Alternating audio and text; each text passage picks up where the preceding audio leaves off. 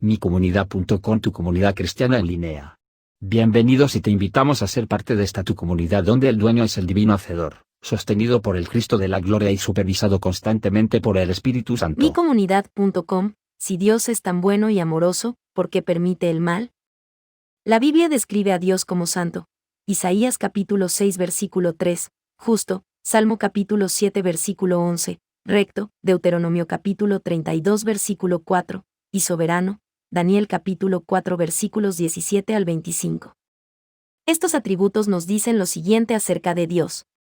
Primero, Dios es capaz de prevenir el mal, y segundo, Dios desea librar al universo del mal.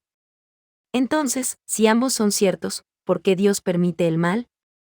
Si Dios tiene el poder de prevenir el mal y desea prevenir el mal, ¿por qué todavía permite el mal? Quizás una forma práctica de ver esta pregunta sería considerar algunas formas alternativas en que las personas podrían hacer que Dios dirija el mundo. Primero, Dios podría cambiar la personalidad de todos para que no puedan pecar. Esto también significaría que no tendríamos libre albedrío. No podríamos elegir lo correcto o lo incorrecto porque estaríamos programados solo para hacer lo correcto. Si Dios hubiera elegido hacer esto, no habría relaciones significativas entre Él y su creación. En cambio, Dios hizo inocentes a Adán y Eva, pero con la capacidad de elegir el bien o el mal. Debido a esto, podrían responder a su amor y confiar en Él o elegir desobedecer. Eligieron desobedecer.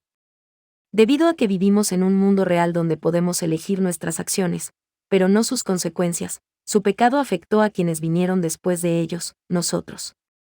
De manera similar, nuestras decisiones de pecar tienen un impacto en nosotros, y en los que nos rodean, y en los que vendrán después de nosotros. Segundo, Dios podría compensar las malas acciones de las personas mediante la intervención sobrenatural, el 100% del tiempo. Dios evitaría que un conductor ebrio causara un accidente automovilístico. Dios evitaría que un trabajador de la construcción perezoso hiciera un trabajo deficiente en una casa que luego causaría dolor a los propietarios. Dios evitaría que un padre adicto a las drogas o al alcohol le haga daño a su esposa, hijos o familia extendida. Dios evitaría que los pistoleros robaran las tiendas de conveniencia. Dios evitaría que los matones de la escuela secundaria atormentaran a los niños inteligentes. Dios evitaría que los ladrones robaran en las tiendas. Y sí, Dios evitaría que los terroristas vuelen aviones contra edificios. Si bien esta solución suena atractiva, perdería su atractivo tan pronto como la intervención de Dios infringiera algo que queríamos hacer. Queremos que Dios prevenga acciones horriblemente malvadas, pero estamos dispuestos a dejar que las acciones de mal menor se deslicen, sin darnos cuenta de que esas acciones de mal menor son las que generalmente conducen a las acciones de mal mayor. ¿Debería Dios solo detener los asuntos sexuales reales, o también debería bloquear nuestro acceso a la pornografía o terminar cualquier relación inapropiada, pero que aún no es sexual? ¿Debería Dios detener a los ladrones verdaderos, o también debería evitar que nosotros hagamos trampa en nuestros impuestos? ¿Debería Dios solo detener el asesinato, o también debería detener las acciones de mal menor que se hacen a las personas que las llevan a cometer asesinatos? ¿Debería Dios solo detener los actos de terrorismo, o también debería detener el adoctrinamiento que transformó a una persona en terrorista? Tercero, otra opción sería que Dios juzgara y eliminara a aquellos que eligen cometer actos malvados. El problema con esta posibilidad es que no quedaría nadie, porque Dios tendría que sacarnos a todos. Todos pecamos y cometemos malas acciones. Romanos capítulo 3 versículo 23, Eclesiastés capítulo 7 versículo 20, Primera de Juan capítulo 1 versículo 8. Si bien algunas personas son más malvadas que otras, ¿dónde trazaría Dios la línea?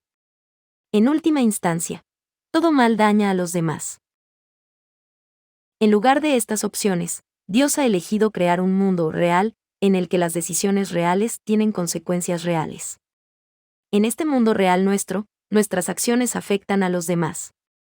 Debido a la decisión de Adán de pecar, el mundo ahora vive bajo la maldición, y todos nacemos con una naturaleza pecaminosa. Romanos capítulo 5 versículo 12.